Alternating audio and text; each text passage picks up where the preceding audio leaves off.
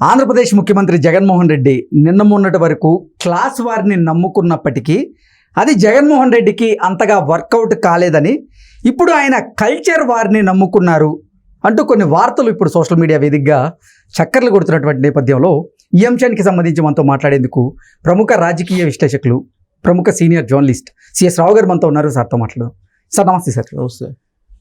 Sir, YCP అధినేత జగన్మోహన్ రెడ్డి నిన్న మొన్నటి వరకు క్లాస్ వారిని నమ్ముకున్నప్పటికీ ప్రయోజనం లేకపోయేసరికి ఇప్పుడు కల్చర్ వారిని నమ్ముకున్నారు అంటూ కొన్ని వార్తలు వస్తూ ఉన్నాయి.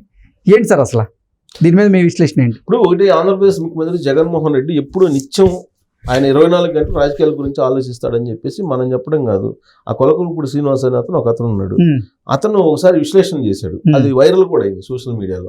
2019లో ఆయన ముఖ్యమంత్రిగా ప్రమాణ స్వీకారం చేసినప్పటి నుంచి రాష్ట్రాన్ని ఏ విధంగా అభివృద్ధి చేస్తాం అనే ఆలోచన కాదు, మళ్ళా 2024లో ముఖ్యమంత్రి ఎలా కావాలనేది అప్పటి నుంచి ఆలోచిస్తుంటాడు. ఆయన ఆలోచించాడు. ఆయన పబ్జీలు ఆడుకోవడం కాదు, ఆయన తాడేపల్లి ప్యాలెస్ లో అందరూ అనుకుంటున్నట్టు పబ్జీలు ఆడుకునేటువంటి కార్యక్రమం కాదు. ఆయన ఎందుకు ఎప్పటికప్పుడు చెస్ ఆడుతుంటాడు, రాజకీయాల చెస్ గేమ్ ఆడుతుంటారు, రాజకీయ చదరంగం ఆడుతుంటారు. ఈ చదరంగంలో ఎవరెవరికి చెక్ పెట్టాలి, ఎవరికి మళ్ళా రాజు దగ్గరికి తీసుకురావాలి, ఇవన్నీ గేమ్స్ ఆడుతుంటారు. మీరు అనుకున్నంత అమాయకుడు కమల్ హాసన్ కాదు ఆయన అని చెప్పి ఆయన ఏదో ఒక విశ్లేషణ చేశాడు. అప్పటి నుంచి కొంతమంది జగన్మోహన్ రెడ్డి సెకండ్ యాంగిల్ ఏంటి అనేది కొంత చూడటం మొదలు పెట్టారు. చూడటం మొదలు పెట్టిన తర్వాత నిజమే కదా కొలకూరుపూడి శ్రీనివాస్ చెప్పింది అని చెప్పి అనిపించేలాగా కొన్ని సంఘటనలు ఉన్నాయి. వాటిలో ఇప్పుడు ఒకటి కల్చర్ వ్యవహారం తీసుకొచ్చారు. కల్చర్ వార్ ఏంటంటే ఆయన నమ్ముకుంది ఏంటంటే ప్రాంతాలు, కులాలు, మతాలు వీటి మధ్య ద్వేషాలను రెచ్చగొట్టి వీటి మధ్య గ్యాప్ని తీసుకొచ్చి వీళ్ళంత వరకు భావోద్వేగాలను రెచ్చగొట్టి ఆ భావోద్వేగాల నుంచి ఓట్లని తీసుకోవాలి అనేటువంటిది కాన్సెప్ట్. అది ఎవరు చెప్పారో ఆయనకి ఐపాక్ చెప్పింది. ప్రశాంత్ కిషోర్ 2019లో చాలా క్లియర్గా 2019 ఎన్నికల్లో గెలిపించడానికి రకరకాల ప్రయత్నం చేసి ఆయన plan A, plan B, plan C అని చెప్పి మొత్తం ఆయన విడమర్చి చెప్పారు. విడమర్చి చెప్పినటువంటి క్రమంలో ఆయన లాస్ట్ ఎలక్షన్స్ లో అనుమానం వచ్చిందేమో, అందుకే బాబాయ్ మర్డరు తర్వాత కోడికత్తి ఈ బయటికి తీసుకొచ్చారు. అంటే అన్ని రకాలుగా ఏ చిన్న అంశాన్ని కూడా వదిలిపెట్టకుండా ప్రతిదాన్ని అనుకూలంగా మలుచుకునే ప్రయత్నంతో పాటు ఎట్టి పరిస్థితుల్లో గెలవాలి అనేటువంటి యాంగిల్లో ఏదైనా చేస్తాడు జగన్మోహన్ రెడ్డి అనేది ఒకటి వినిపిస్తూ ఉంటుంది. అందుకే విజయం అమెరికా పోయి వాళ్ళ మదరు నేను రాను అని చెప్పి దూరంగా వెళ్ళిపోయింది. వస్తే ఏమవుద్దో తెలుసు అని చెప్పి తెలుసు అందుకే రావట్లేదు ఆవిడ అని చెప్పి మంచి సోషల్ మీడియాలో కూడా చక్కర్లు కొట్టినటువంటి న్యూస్. సరే, అసలు ఇప్పుడు ఏంటి కల్చర్ వార్ ఏంటి? Culture war already class war అన్నాడు. క్లాస్ వార్ అని చెప్పి ప్రయత్నం చేశాడు. పెత్తందారులకి పేదలకి మధ్య పోటీ అని చెప్పి సిద్ధం సభలు మొత్తం కూడా అదే చెప్పుకుంటూ వచ్చాడు. ప్రతి మీటింగ్ లో అదే చెప్పుకుంటూ వచ్చారు సంవత్సరం కాలం నుంచి. కానీ అది వర్కౌట్ అయినట్టు కనిపించట్లా. ఎందుకంటే ప్రశాంత్ కిషోర్ కూడా అదే చెప్పాడు. నార్త్ ఇండియాలో వర్కౌట్ అయినట్టు సౌత్ ఇండియాలో వర్కౌట్ కాదు క్లాస్ వారు. అక్కడైతే వర్కౌట్ అవుతుంది, ఉత్తర భారతదేశంలో, దక్షిణ భారతదేశంలో వర్కౌట్ అయ్యేటువంటి అవకాశం లేదు. ఎట్టి పరిస్థితుల్లో జగన్మోహన్ రెడ్డి ఓడిపోవటం ఖాయం అని చెప్పి ఈ మధ్యకాలంలో ఆయన తన అభిప్రాయాన్ని ఇక్కడ హైదరాబాద్ కేంద్రంగా జరిగినటువంటి ఒక మీడియా వేదిక మీద నుంచి అనౌన్స్ చేశాడు. అప్పటి నుంచి జగన్మోహన్ రెడ్డి కూడా ఆలోచించినట్టున్నాడు. సో క్లాస్ వర్క్ వర్కౌట్ కావట్లేదని, వర్కౌట్ కావట్లేదని సర్వేలు కూడా చెప్తున్నాయి. అసలు క్లాస్ వారు తీసుకొచ్చి బూమరాంగ్ అయ్యాడు ఆయన. ఎందుకనంటే బూమరాంగ్ ఎందుకు అయ్యాడంటే ఉన్నోళ్ళకి లేనోళ్ళకి మధ్యలో, పెత్తందారులకి పేదలకి మధ్యలో పోటీ అని అంటే అసలు రిచెస్ట్ సీఎం ఎవరు భారతదేశంలో అంటే మొత్తం జగన్మోహన్ రెడ్డి అని చెప్పి అఫీషియల్ గా రికార్డ్స్ చెప్తున్నాయి. అలాంటప్పుడు నీకు పెత్తందారులకి పేదలకి మధ్య పోటీ అంటే జనం నమ్మాలి కదా, జనం నమ్మరు కదా. కోడే కూస్తుంది, నగ్న సత్యం, ఆన్ డాక్యుమెంట్ ఉంది. జగన్మోహన్ రెడ్డి భారతదేశంలో ఉండేటువంటి ముఖ్యమంత్రులు అందరిలో కల్లా ధనికుడు అని చెప్పి అందరు చెప్తున్నారు, కేంద్ర ప్రభుత్వం చెప్పింది. సో అలాంటప్పుడు ఈ ఎన్నికలు, రాబోయే ఎన్నికలు పేదలకి పెద్దలకి లేదంటే పేదలకి ధనికులకు మధ్య యుద్ధం అని చెప్పి ఆయన చెబుతుంటే ఎవరు సిద్ధంగా ఉండరు కదా నిజాలు తెలిసిన తర్వాత.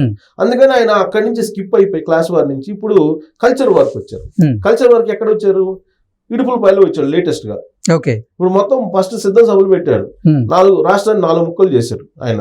బహుశా నేను అనుకుంటూ మళ్ళీ ఒకవేళ ఇన్ కేసు వస్తే కనుక రాష్ట్రాన్ని 4 ముక్కలు చేస్తారేమో ఆలోచనతో ఆయన 4 సిద్ధం సభలు పెట్టారేమో అనిపిస్తుంది. ఎక్కడెక్కడ సిద్ధం సభలు పెట్టారు? ఉత్తరాంధ్ర, ఉత్తర కోస్తా, దక్షిణ కోస్తా, రాయలసీమ ఇలా 4 భాగాలుగా చేసి ఆయన సిద్ధం సభలు పెట్టారు. బహుశా 4 రాజధానులు లేదంటే 4 రాష్ట్రాలు లేకపోతే 4 ప్రాంతాలుగా ఆయన విడగొడతారని తెలియదు. అంటే యాక్చువల్ గా ఆయన మధ్యలో గతంలో ఒకటి ఉంది అని అంటారు. ఏంటంటే ప్రాంతీయ మండళ్ళు అనేది ఒకటి ఏర్పాటు చేయాలి, 4 మండళ్ళు పెట్టాలి, ప్రాంతీయ మండళ్ళు 4 పెట్టి 4కి 4 పంచాలి అని చెప్పి. ఎవరెవరు 4? వైవి సుబ్బారెడ్డి, విజయసాయి రెడ్డి, సజ్జల రామకృష్ణారెడ్డి, పెద్దిరెడ్డి రామచంద్ర రెడ్డి. ఈ 4కి 4 పంచాలి అనే ఆలోచన అప్పటి నుంచో ఉందని అంటారు.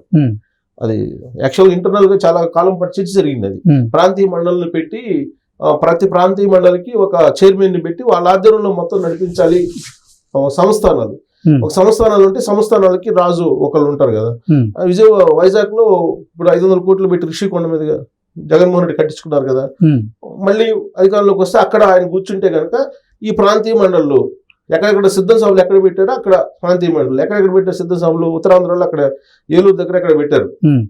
తర్వాత ఉత్తర కోస్తా ఎక్కడ శ్రీకాకుళం అనుకుంటా పెట్టింది ఫస్ట్ సభ. శ్రీకాకుళం విజయనగరంలో పెట్టారు, విజయనగరం జిల్లాలో శ్రీకాకుళంలో పెట్టారు. తర్వాత ఉత్తర కోస్తా వచ్చేటప్పటికి గోదావరి జిల్లాలో ఎక్కడ పెట్టారు. దక్షిణ కోస్తా వచ్చేటప్పటికి ఇక్కడ పెట్టారు, ప్రకాశంలో పెట్టారు. రాయలసీమలో వచ్చేసి అక్కడ పెట్టారు. అంటే ఎక్కడ సిద్ధం సభలు పెట్టారో అక్కడ ఒక మండలాన్ని క్రియేట్ చేసి ఈ 4కి పనిచేసేటువంటి కార్యక్రమం ఏదో ఒకటి ఉందని చెప్పి చెప్తూ ఉంటారు. సో ఇప్పుడు కల్చర్ వారు తీసుకొచ్చారు, దాన్ని మళ్ళీ ఇప్పుడు వెలుగెత్తారు. ఎందుకంటే మేమంతా సిద్ధం కూడా ముగిసింది కదా, సిద్ధం అయిపోయింది, మేమంతా సిద్ధం కూడా ముగిసిన తర్వాత ఇప్పుడు ఆయన కల్చర్ వారిని మొదలు పెట్టారు. ఎందుకు ఈ కల్చర్ వారిని ఇప్పుడు నుంచి తీసుకెళ్తారు. ఇప్పుడు హెలికాప్టర్ యాత్ర స్టార్ట్ అవుతుంది రేపు ఎల్లుండి నుంచో. అంటే ఇప్పుడు 25 నామినేషన్ వేశారు. ఇవాళ నామినేషన్ వేయడానికి ఇడుపులపై వెళ్ళారు కడప జిల్లాకి. 26వ తారీఖు మేనిఫెస్టో విడుదల చేయబోతున్నారు. 26వ తారీఖు మేనిఫెస్టో విడుదల చేసిన తర్వాత హెలికాప్టర్ యాత్ర చేయబోతున్నారు. హెలికాప్టర్ యాత్రలో చెప్పేది ఏంటంటే కల్చర్ వారు. ఏంటి కల్చర్ వార్ అని అంటే ఇప్పుడు ఆయనకి రాష్ట్రంలో ఉండేటువంటి అన్ని జిల్లాల కంటే కూడా రాయలసీమ జిల్లాలు ఇంపార్టెంట్. అక్కడ కనుక రాకపోతే మొత్తం అసలు దుకాణం బంద్ అవుతుంది. అందుకని ఆ కల్చర్ని ఆ కల్చర్ దాన్ని అక్కడ ఉండేటువంటి వాళ్ళ భావోద్వేగాలు రెచ్చగొట్టే ప్రయత్నం చేస్తున్నారు. సరే, ఉత్తరాంధ్రలో ఆయన అక్కడ ఏం చేస్తారు అనేది ఆల్రెడీ రాజధాని అదని ఆయన ప్రయోగాలు చేస్తున్నారు. ఇప్పుడు కొత్తగా ఏం చెప్తున్నారు, అసలు విపక్షాలు రాయలసీమ గురించి తక్కువగా మాట్లాడుతున్నారు. అదేమంటే పులివెందుల కల్చరు, రాష్ట్రానికి మొత్తానికి పులివెందుల కల్చర్ తీసుకొస్తారని చెప్పి చెబుతున్నారు. అలాగే కడప కల్చర్ తీసుకొస్తామని చెప్తున్నారు, రాయలసీమ కల్చర్ తీసుకొస్తామని చెప్తున్నారు. రాష్ట్రం మొత్తానికి ఈ విపక్షాలని తరిమి కొట్టాలి అంటే మీరు పులివెందుల కల్చర్ని, కడప కల్చర్ని, రాయలసీమ కల్చర్ని మీరు కించపరుస్తారా అనేటువంటి యాంగిల్ ఇప్పుడు ఫోకస్ చేస్తున్నారు. ఇవాళ స్టార్ట్ చేశారు అది, ఈ డైలాగ్ ఇవాళ స్టార్ట్ చేశారు. అంటే ఇప్పుడు ధనికులు పేదల మధ్య యుద్ధం అనేది అయిపోయింది. ఇప్పుడు మళ్ళా ఈ కల్చర్ తీసుకొస్తున్నాడు. దీన్ని మొత్తం రాష్ట్రాన్ని మొత్తం తీసుకెళ్తాడు. ఇప్పుడు మొత్తం రాయలసీమలో బలంగా ఉంది ఈ పార్టీ. రాయలసీమలో మొత్తం 56 స్థానాల్లో ఉన్నాయి. దాంట్లో మెజారిటీ వస్తే తప్ప ఆయన ఆ అవకాశం లేదు. అక్కడ కనుక పోతే కనుక ఆయనకు అసలు ఛాన్స్ లేదు. అక్కడ పోతుందని చెప్పి సర్వేలు చెబుతున్నాయి. అక్కడ పోయినప్పుడు ఉత్తరాంధ్రలో అసలు వచ్చే పరిస్థితి లేదు, కోస్తాల్లో నమ్మే పరిస్థితి లేదు.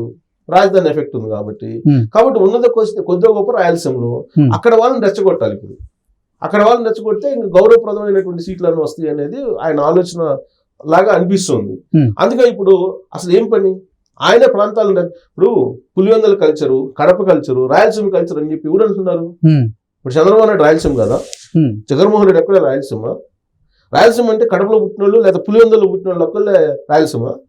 రాయలసీమ అంటే చిత్తూరు అసలు ప్రకాశం జిల్లాలో కూడా రాయలసీమ కింద వస్తుంది. గ్రేటర్ రాయలసీమ కింద వాళ్ళే చెబుతున్నారు కదా, ప్రకాశం జిల్లా వరకు వస్తుంది కదా. ప్రకాశం జిల్లా నెల్లూరు, చిత్తూరు, కడప, కర్నూలు, అనంతపురం ఇవే కదా.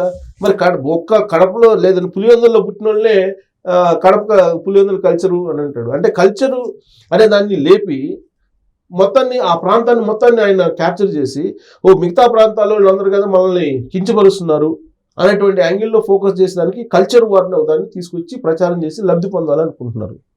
ఈ లబ్ధి పొందడం ద్వారా ఈ ప్రాంతాల్లో అంటే ప్రకాశం, నెల్లూరు, చిత్తూరు, కడప, కర్నూలు, అనంతపురం ఈ ఏరియాలో ఈ కల్చర్ వారిని బాగా బలంగా చేసి మిగతా ప్రాంతాల్లో మనల్ని దేశిస్తున్నారని అంటే జగన్మోహన్ రెడ్డి పక్షాన్ని ఉంటారు అనేటువంటిది ఆయన ఆలోచన. అందుకే కల్చర్ వార్ని లేపుతున్నాడు ఆయన. ఇప్పుడు కల్చర్ వార్ గురించి మాట్లాడుతున్నారు. ఇప్పుడు అక్కడ నిజంగా అయితే ఇప్పుడు ప్రకాశంలో పుట్టినోళ్ళు, నెల్లూరులో పుట్టినోళ్ళు, లేదంటే చిత్తూరులో పుట్టినోళ్ళు అందరూ మరి రాయలసీమ కింద వస్తారు కదా.